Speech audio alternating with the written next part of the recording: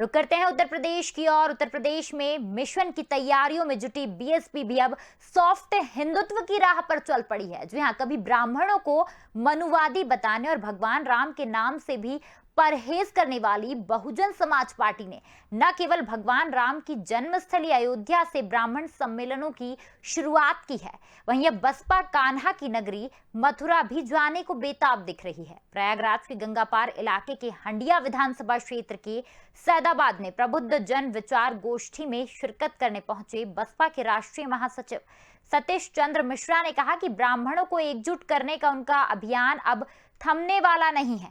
उन्होंने कहा है कि बसपा का यह अभियान लगातार 75 जिलों में जारी रहेगा। सतीश चंद्र मिश्रा ने बड़ा ऐलान करते हुए कहा है कि बसपा ने प्रबुद्ध जन सम्मेलन की शुरुआत की है, जहां भगवान राम की नगरी अयोध्या से की है, वहीं दूसरे चरण की शुरुआत अगस्त माह में कान्हा की नगरी मथुरा और वृंदावन से होगी। उन्होंने कहा कि बांके बिहारी मंदिर में पूजा अर्चना के बाद 1 अगस्त से दूसरे चरण के सम्मेलनों की शुरुआत की जाएगी। उन्होंने योगी सरकार में ब्राह्मणों के उत्पीड़न का भी आरोप लगाया है। तो आपको बता दें कि बीएसपी का ब्राह्मण सम्मेलन अब बीएसपी वृंदावन कान्हा की शरण में जाने के लिए तैयार है। वृंदावन में बीएसपी ब्राह्मण सम्मेलन करेगी, वृंदावन से होगा ब्राह्मण सम्मेलन का दूसरे चरण का आगाज। बसपा के राष्ट्रीय महासचिव सतीश चंद्र ने इसकी जानकारी दी है। ब्राह्मणों को एकजुट करने का उनका अभियान, बसपा का यह अभियान लगातार 75 जिलों में जारी रहेगा। योगी सरकार में ब्राह्मणों के उत्पीड़न का आरोप भी लगाया है बीएसपी ने। बीएसपी भी अब सॉफ्ट हिंदुत्व की राह पर चल पड़ी है। राम के बाद अब कृष्ण की शरण में पहुंची है मायावती की पार्टी। आपको बता दें कि वृंदावन से होगा ब्राह्मण सम्मेलन के दूसरे चरण का आगाज। अधिक जानकारी के लिए हमारे साथ जुड़ गए हैं संवाददाता घनश्याम चौरसिया। घनश्याम, राम के बाद कृष्ण की शरण में बीएसपी, इसको किस नजरिए से देखा जा सकता है? बिल्कुल, ये जो मायावती का सोशल इंजीनियरिंग है और ये एक ऐसा इनका स्ट्रक्चर है जिस स्ट्रक्चर पे ये प्रबुद्ध मतलब जो है जो सवर्ण जातियां हैं, खासतौर पे जो ब्राह्मण हैं, उनको जोड़ने की कोशिश की जा रही है। उसी को लेकर के ये सारे कवायद किए जा रहे हैं और सिर्फ राम की नगरी से शुरुआत किया है। दूसरा चरण वो मथुरा से करेंगे और यही नहीं, वो तीसरे चरण की शुरुआत जो है वाराणसी से करेंगे। जाहिर सी बात है, वाराणसी से प्रधानमंत्री नरेंद्र मोदी वहां से सांसद है। उसके बाद वो जो चौथा चरण की शुरुआत करेंगे, 4 चरणों में उन्होंने बांटा हुआ है इस अपनी मुहिम को, वो चित्रकूट से करने वाले हैं। ये चारों जो जगह है, एक अयोध्या, फिर मथुरा, फिर जो है काशी, वाराणसी, उसके बाद चित्रकूट, ये चारों उत्तर प्रदेश के ऐसे धार्मिक स्थल है जो कहीं न कहीं हिंदुत्व की ओर ले जाने की कवायद करती है, कोशिश करती है। यहाँ से लोग जो जुड़ने वाले लोग होते हैं वो कट्टर हिंदू होते हैं, जो सॉफ्ट हिंदू होते हैं, वो क्योंकि ये उनका धार्मिक स्थल है।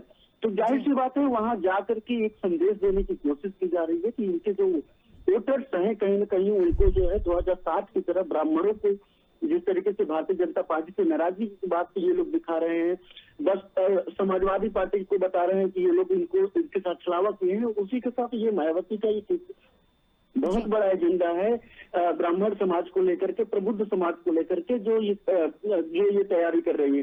पहला चरण की शुरुआत पहले ही हो गई है, दूसरे चरण की शुरुआत अगस्त माह में जो है मथुरा से करेंगे। तो कहीं ना कहीं ये जो वोट का स्ट्रक्चर है, जो इनका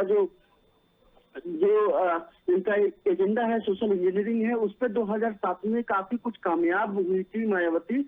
और उसी को लेकर के एक तरफ जो मायावती पर लगातार सवाल उठते रहे, उन पर उंगलियां उड़ती रही, सोशल मीडिया पर लिखा जाने लगा कि ये बीजेपी की बी टीम हो गई है, ये कुछ नहीं बोल रही क्योंकि ईडी और रेड और जो है स्मारक घोटालों को जांच से डर रही है, कुछ नहीं बोल रहा। एकाएक मायावती एंट्री लेती है, ब्राह्मण समाज पे प्रेस कॉन्फ्रेंस करती है और फिर शुरू हो जाता है ये सारे वाकये। और उसके बाद मैं आपको बता दूं कि उसके बाद समाजवादी पार्टी करके भारतीय जनता पार्टी भी ब्राह्मण समाज को और आरोप प्रत्यारोप का दौर शुरू हो जाता है। और उसके साथ साथ ये तरीके के सम्मेलन और लोगों का सम्मेलन कहीं इस बात पे जोर है कि जो उत्तर प्रदेश में जो ब्राह्मण समाज का एक बड़ा वर्ग रहता है और जो कहीं ना कहीं सरकार बनाने के लिए और जो है वो रुख तय कर सकता है, उसको लेकर के जो मायावती है काफी सचेत है, उसी को लेकर के सतीश चंद्र मिश्रा को इसका चेहरा बताया गया है, बनाया गया है बहुजन समाज पार्टी की तरफ से। और उन्हीं के चेहरे पे, उन्हीं के बयान पे, उन्हीं के जो है मुख्य अतिथि के तौर पे वो हर जगह जा रहे हैं, उन्हीं के नेतृत्व में ये मुहिम किया जा रहा है। जी घनश्याम, जहां 2007 में बीएसपी ने सोशल इंजीनियरिंग का फॉर्मूला अपनाया था, तो क्या इस करिश्मे को फिर दोहरा पाएगी मायावती?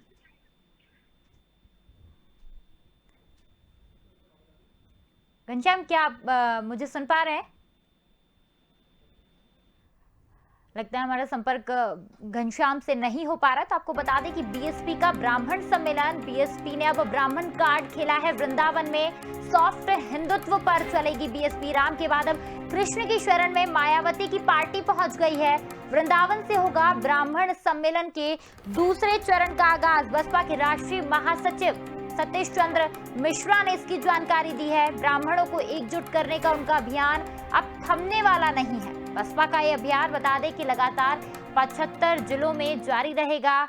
योगी सरकार में ब्राह्मणों के उत्पीड़न का भी उन्होंने आरोप लगाया है। ऐसे में अब बीएसपी सॉफ्ट हिंदुत्व की राह पर चलने को तैयार है। राम के बाद अब कृष्ण की शरण में मायावती की पार्टी पहुंच गई है और वृंदावन से ब्राह्मण सम्मेलन के दूसरे चरण का आगाज करने जा रही है। सम्मेलन में शामिल होने से पहले सतीश चंद्र मिश्रा समेत दूसरे नेता बांके बिहारी मंदिर में कान्हा के दर्शन कर उनकी पूजा अर्चना भी करेंगे।